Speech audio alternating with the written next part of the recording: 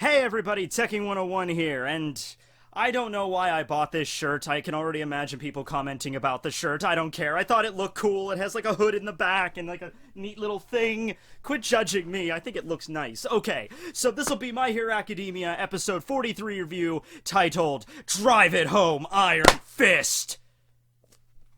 So obviously this is going to be an episode starring Sato. Pretty bold move there to throw a Sato episode in so early, but I think they can make it work. Now, okay, lot to unpack in this episode, lot to go on about, and some action from Class B.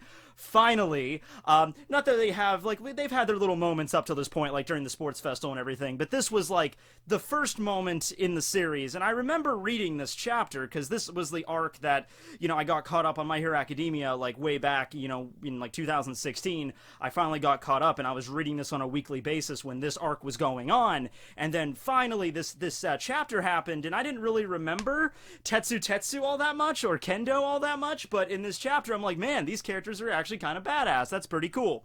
But before we get to any of that, a lot of stuff to go through. First off, we get a scene from Tomura and Kurogiri at the bar where they're just chilling out, you know, and freaking Tomura is playing like solitaire or something. He's just sitting there playing cards, and they're talking about the whole vanguard unit that they sent. And the basic deal with this is they're not like sacrificial pawns. They can't afford to lose them, and they're not in that sense why they sent them and why Tomura's not going. It's more of just to kind of put the fear of God into them, just to kind of give that sense of fear that, hey, you had this super top secret training camp and we still found your dumbasses and we sent our best villains after you, and even if they don't manage to kill anybody, which they're aiming to, but even if they didn't, it's like just to kind of like put the fear into you, like we severely maimed you. And he holds up a picture of Bakugou from the sports festival, as that's their target. That was revealed by Muscular in the last episode.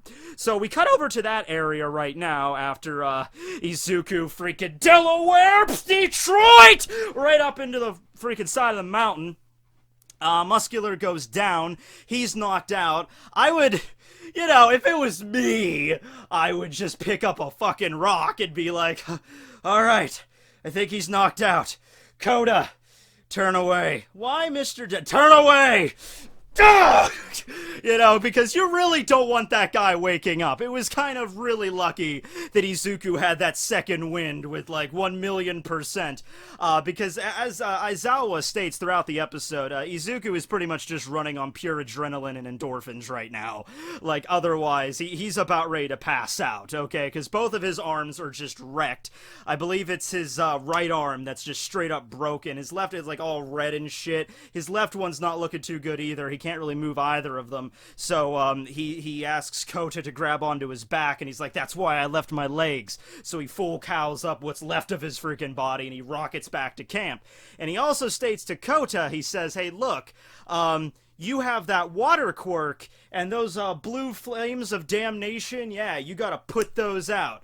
Now, you know, he's like, I know it's a useful quirk, it's water, and it is fire, but there's a difference between, like, hey, Deku, there's like an office fire, or, oh, the oven is on fire. Go ahead, Kota, use your water quirk. And using a 5-year-old kid's underdeveloped water quirk to stop a raging wildfire in the middle of the forest. I don't think that'd be a smart move. I mean, he might have just said it to give Kota, like, he's like, oh, you are gonna be a hero, you can help out, but maybe you might have suffered a little bit of brain damage there. Don't send the 5-year-old kid to go extinguish fire. It's not gonna work, okay? You don't want that. So, going back to where the lodge was, where Aizawa and Vlad were located, last episode we had that cliffhanger, where Aizawa comes out of the lodge, sees the flames, and Dabi is, like, right there, point blank, and just, you know, nukes him with his blue flames. Which, by the way, I don't care who uses it, or in what anime, or in what rendition, I do not care. Blue fire is the coolest type of fire. Is it not? Is it not? It's automatically badass, okay? It was cool when Azula used it. It's cool when Dabi uses it. Blue fire's awesome. When I was a kid, I would come up with little stories for me and my friends to play and act out. One of them involved us, using like magic swords to save the world. It was basically like Power Rangers except with swords. But this other one was a little bit of a cooler one where there was like a bunch of kids that go into this house and they find this little chest and they open up like these this blue flame spirit and they can like get into people and possess them and turn them into these black flames, not blue, blue flame zombie kind of creatures. Like that. It was awesome. All right, it was cool, and that's the point. Anyway, because Aizawa is a pro hero, he managed to dodge it. He like jumped up and did some like parkour shit, grabbed onto the side of the lodge with his little bandage restraint cloth things he's got, and the way that he takes out Dabi is fucking beautiful, because you have to understand, Aizawa's a pro hero, and he's witnessing this attack on the training camp where all of his students are at risk. Class 1B is at risk. He doesn't pull any punches with Dabi. He dodges his attack, grabs him, knee checks him in the face, drops him to the ground, and just, pins him, and then, erases his quirk with his erasure ability, grabs his arm and is like, I want your name, your intention, and your location. I don't think that your name, just like, how many of you are there, what's your intention, blah, blah, blah. And Dabi's just, he has to give the, the cool-headed sort of, why would I tell you that, crack, and just breaks his freaking arm, and then he, mouths off again, boom, just breaks the other arm. He's like, we're gonna keep this going. I'll save your legs for last, but we're gonna keep this going. So you gotta love Aizawa there. You gotta love him. He's just like, I'm not screwing around with you here, alright? You backsass me, I'm breaking an arm. We'll keep this up until you're out of appendages. I'll break your neck at the end of this. I don't really care at this point, alright? So at that point, a few students like Ida and Koda, they come out of the tree line, and they're like, oh, Aizawa, what's going on? At this point, Dabi manages to, break free of Aizawa's pin, and Dabi reveals that he's actually a clone, because another member of the Vanguard squad named Twice, who, okay, if you don't read the manga and if you don't know Twice, he's Deadpool. He's Deadpool, except instead of a immortality, regeneration ability, he has a cloning ability. That's Twice. He looks like Deadpool. He's very eccentric like Deadpool. He doesn't break the fourth wall quite like Deadpool, but he's Deadpool. All right, so there you go. He uses his quirk double, or I think just clone or whatever, Twice or whatever it's called, to just make duplicates of everything, anything he touches.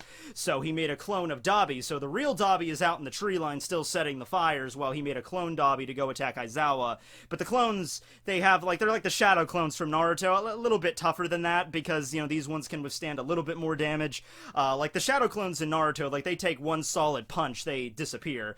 This one, Dabi, the clone Dabi, both of his arms were broken before he finally disappeared. So yeah, there's a limit there. But they can also mimic a person's quirks as well, because the clone Dabi was still able to use the blue fire ability. So that's pretty damn cool. And Aizawa is very confused on how this works, but he's like, okay, I don't have time for this.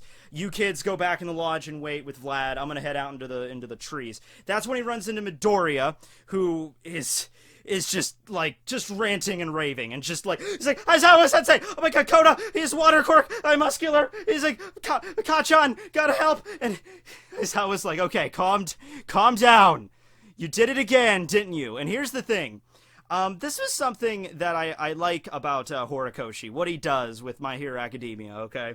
And for those of you, by the way, I always, whenever I'm doing these, there's always a fine line between that, this isn't a review, you're just recapping the chapter kind of deal, right?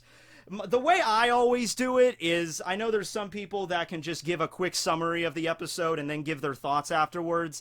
I can't do that, because I go off on tangents. I need to accentuate certain points. Like, I can't just gloss over the scene where Aizawa freaking face checks Dabi and then slowly interrogates him by breaking his arms. I can't just say like that and move on. So, my point is, how I do it, is I do a whole recap of the chapter, of the episode and the chapter, really, and then, like, stop at certain points and discuss, moments in broader perspectives. That's what I do, and that's what I'm doing now. So right here, whenever Aizawa states to Izuku, you did it again, recalling what happened with Stain when they, you had Todoroki and Ida and Izuku there that fought against Stain without permission to use their quirks in public, and how all this shit goes down. There's rules for this, because this is not, I feel like in the hands of a lesser writer, it would have just been written off like, oh, okay, well, it was self-defense, you kids are fine. But no, it's made like a big deal in this world, because the superpower thing didn't just happen a year or two ago.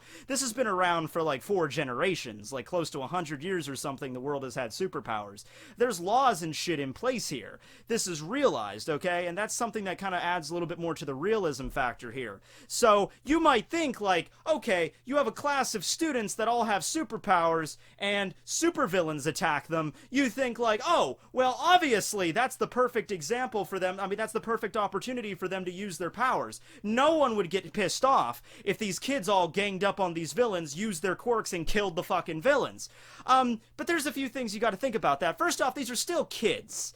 These are teenagers that are trying to be heroes nonetheless. So the idea of just straight up murdering other people, like that joke I did with Muscular and Izuku, yeah, well, yes, in the real world kind of logic, it would be stupid to just leave a guy like that. Just, well, let's hope he stays knocked out for the rest of the fight. No, you should probably either restrain him or kill him. You should figure some way out to detain, because you can't have that guy wake up and cause all that damage again. Izuku said he wouldn't been able to, but Izuku's not a damn doctor, alright? But my point is, yeah, in real world context, that makes sense. Like, just use your powers to the fullest extent and just wipe out the enemy. But these are teenagers, and they're training to become heroes, and heroes don't kill people. That's the whole point of it, right? But in this instance, Aizawa states, okay, look, tell Mandalay this. Tell Mandalay that you have my permission as a pro-hero, Eraserhead, to use your quirks to fight back. It's okay. I will take 100% of the responsibility for this. And there would even still be, like, I'm being honest straight up with you. If one of the kids, like, if Bakugou grabbed one of the villains and just exploded his head off and killed him, that would still be an issue. They would probably still need to go to court or something for that, okay? Because Bakugou just committed a murder. Granted, it was in self-defense, but hero world and quirks work a little different. And to drive this home, in volume 9 here, Horikoshi actually even left a little side statement in the chapter about it's okay. And he goes on to state that harming another one with one's quirk is fundamentally against the rules, which is why the use of quirks in public places is forbidden by law. Makes sense. You can't be, once again, you can't have, like, Kirishima, using his hardening quirk and busting down walls and shit in public. Obviously, that wouldn't fly. Self-defense is an exception. If someone attacks first, then they're allowed to defend themselves. However, that kind of self-defense is different from our kind of self-defense, because in our world, we don't have superpowers, right? So if someone attacks you, and oh shit, judo or something, okay, I think it would be alright in the law to use your judo moves to, like, put them in a lock or something like that, But in this world, you could be attacked by, and, like, let's say your quirk is the ability to shoot laser beams out of your eyes, and the person that's attacking you maybe just has an arm buff quirk, like, I'm gonna buff up my arms and attack you. Oh, you're attacking me, I'm gonna use my Cyclops vision as self-defense. Oh, you're dead. Okay, no, that's still a problem, alright? And he even states here, back at the USJ when that happened, even though they had permission at the USJ to fight back against the villains because the villains did invade in their home turf, if any of the students actually hurt or, like, seriously injured or maimed or killed any of the villains back then at the USJ, that would have been a serious issue. So I can understand why a lot of people might be might be annoyed by this. Like, oh my god, just use your quirks to fucking, fight and kill the villains. They're trying to kill you. You're allowed to kill them. Alright, it's one for all here. All for one for all. Whatever, you know what I'm trying to get across here. But that goes against what a hero is, and there's all these different laws and the culture, this fully realized world in place. So that's why it's so important for Aizawa to just be like, okay, I'll shoulder all the burden about this. I might not be able to be a hero after this. I might get put in prison. I might get, horribly fined, whatever. I don't care. We have to make sure our students are okay. This is my decision. So Izuku finds Mandalay. Mandalay relays the message to everybody. everybody, and also she relays the message that Kacchan, Bakugou, is a target, one of the targets. We don't know all of them. So we see Bakugou and Todoroki fight against Moonfish, the BDSM dude with all the leather that has the teeth quirk, which is a very kind of quirk, you know what I mean? It allows him to literally extend his teeth in like blades, and he can use them like to like stand on and shit. So it's like his whole body is wrapped up, but he uses his extending teeth to like move around and shit, and he can split them off like forks and crap. It's just that all the while he's like this demented convict where he's like, I need to kill you all. So yeah, that guy's pretty. I don't think anybody would be upset if you managed to, you know, blow that guy's face off into hot melty chunks of cube jelly all over the forest. But okay, you know, Bakugou, you know, you have to be careful about even using his quirk because it might set the forest on fire. So Todoroki's really only limiting to using his icy quirk, not really using the fire side of it all too much. They don't want to start another forest fire. The main draw of the episode, the end of the episode, focuses on the fight between Mustard, who's the villain that controls the gas, and Kendo and Tetsu from Class 1B. And really, this is an awesome moment. The conclusion is, Mustard is sort of an idiot. He is a villain who is still in middle school. He's just a kid. He's actually younger than a lot of the Class 1A and Class 1B kids from UA. So his quirk allows him to create this gas, and it swirls like in a typhoon around him. So he stands in the center, and the gas emanates out, and he can tell where everybody is in his gas, so he can see them coming. Now, one of the smart things he does, I will give him this much, is he carries a gun on him. Now, once again, this is something that I kind of like, because it adds a little bit more of a real factor to it. Where do guns exactly get placed in the My Hero Academia universe? Because everybody has, well, not everybody, but most people have superpowers now. So, do people rob stores with guns anymore?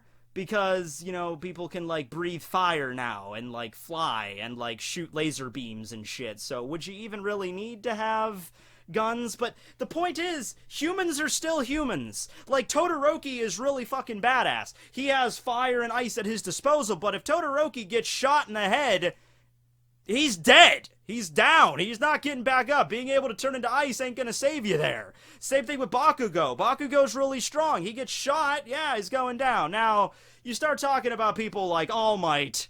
I don't know. I mean, I would like to see how many bullets All Might could tank. Probably quite a few, but there's probably a breaking point at somewhere, you know? Like, I doubt, like, if you dropped a heat-seeking missile on All Might, what would that do? If you dropped a nuke on All Might, like, where I'm just talking about conventional weapons that exist in our world, if you dropped a fucking small-scale nuclear weapon on All Might, I think that would probably kill him, you know?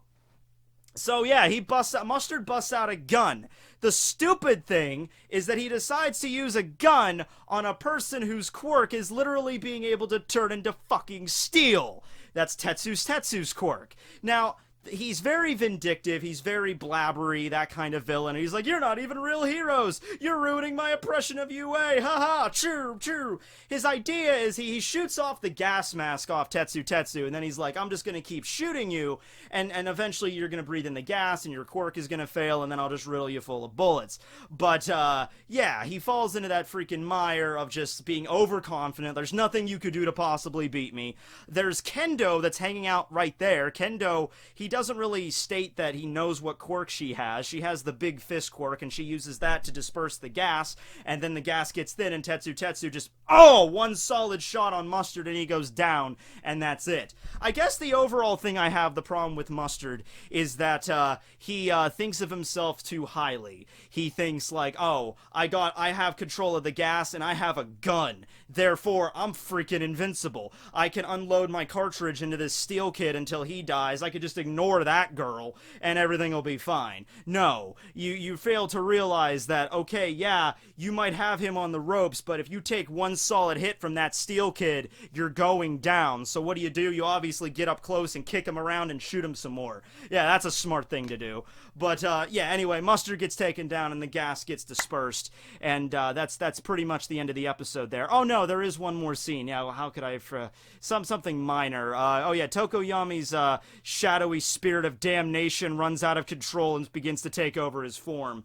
So, Izuku runs into Shoji. Shoji kind of, like, grabs him and picks him up and holds him because Izuku could probably barely move at this point. And Shoji lost one of his dupla arms earlier. That was the arm that, like, Moonfish was, like, masturbating over in the last episode. And he states that they were attacked, and as soon as they were attacked, they covered, he was with the group of Tokoyami, so Shoji covered up Tokoyami to kind of, like, protect him from the gas, I guess, and that triggered his quirk, and it went out of control. Tokoyami's Dark Shadow, of course, is much stronger. The darker it is, it's at night now, and so his quirk is just running out of control, and he's trying to hold it back, but it's not working. He's like, you need to get out of here! My question about Tokoyami's quirk is always this, like, okay, does Tokoyami have to actually trigger Dark Shadow? Like, does he actually have to willingly say, come on out now, Dark Shadow? Because you figure, like, every night, we've seen what Tokoyami's room looks like in the manga anyway, it's pitch black. So, like, at night, when he turns out all the lights, what happens if it's in the middle of the night, complete darkness, Tokoyami has a nightmare and accidentally activates Dark Shadow? Does it go all berserk while he's in his room? Like, oh shit! Damn it! Like, I always wondered about that. I mean, you'd think you would have to have a nightlight or something on in order to make sure it doesn't go out of control if it's that.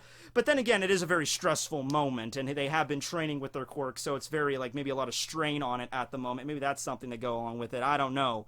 But that's a question I've already had about Tokoyami's Dark Shadow, right? But anyway, that's the end of the episode, and moving on to the next episode's going to be a good one, because Tokoyami is probably my favorite character in Class 1A. I love his quirk. I think it's very, very unique. Very interesting, like, little, I guess, not a minion, but familiar, I guess would be the appropriate term there. The Dark Shadow thing, I've always loved that concept.